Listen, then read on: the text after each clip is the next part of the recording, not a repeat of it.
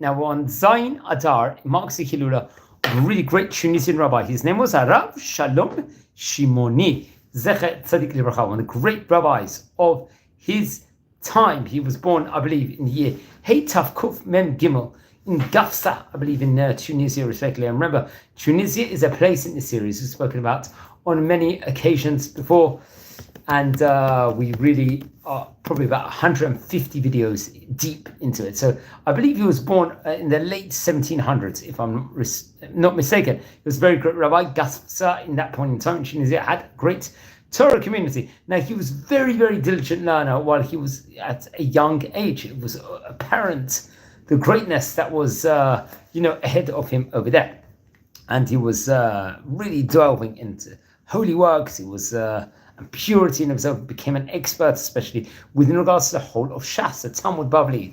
As we encompass it, we learn Daf Yomi, many people do it every single day. So he was a master at the whole of the Shas in of itself.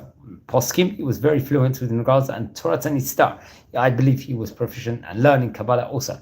He would learn with many Talmudim, especially within regards to the laws of Shechita, kosher slaughtering, Lemahedrin. And after, I believe it was reported over, his father, Rav Eliyahu, who was a great rabbi in his day, had passed away. He would actually serve in his place, I believe, as a rabbi of the congregation of the Gafsa, the Agaf area in itself. And he would also be appointed as a judge, a Kdiyan, as we say. He would be really delving in, let's just say, within regards to various different healing parts. And it was reported over he wouldn't accept money for the various different works he did. That's what was reported, which is quite astounding and very, very interesting in himself. But he would serve in the place as a rabbi of Gafsa and Agafia. And then he, obviously, after serving as a judge, he would receive a government license to practice medicine. But he did not agree to take money from sick Jews and Gentiles and wrote to amulets in order to help and bring healing to his people. So he really, very much, that you can see the Yirat Shemaim. He had the Avat Yisrael in of itself.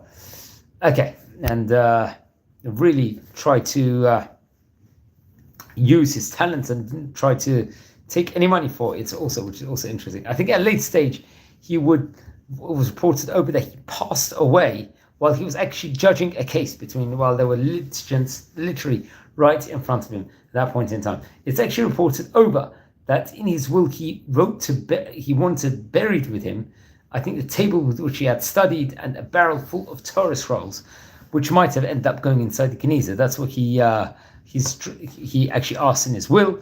But 3 villagers who thought they had, let's just say, seen a buried treasures of him. Actually, obviously it was treasures, anything that he had, but wasn't what they thought, the people that was digging it.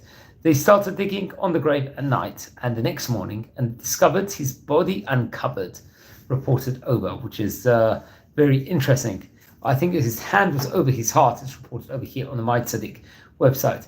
And I think later on the Gentiles from the nearby village will actually come to the leaders of the Jewish community and ask for their forgiveness, because obviously, and said that while they were digging, I think over here, inside the kever or the grave, the righteous man threw them in his hand, and that their third friend could not be found. Very interesting enough. So that this is a story that is true, I believe. I think this came from a website that really does so.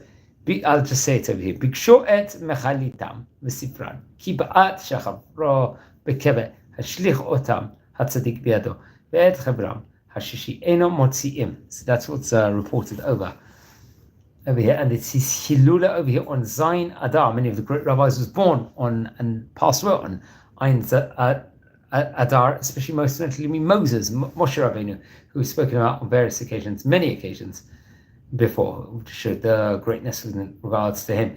Now, among his teachers included Rabbi Yeshua Basis and Rabbi Moshe Shalom, and that 2 very, very great rabbis. His mother's name was Rabbanit Seuda, and his father's name was Rabbi Eliyahu. So he came from very great auspices. So please, friends, we're a community here. We're learning about the great rabbis yesteryear. Over here we've spoken about, in this video, about Rabbi Shalom Shimoni. He was buried, I believe, reported over in Tunis. And very interesting. So wishing you all blessings from Israel. Take care and be well.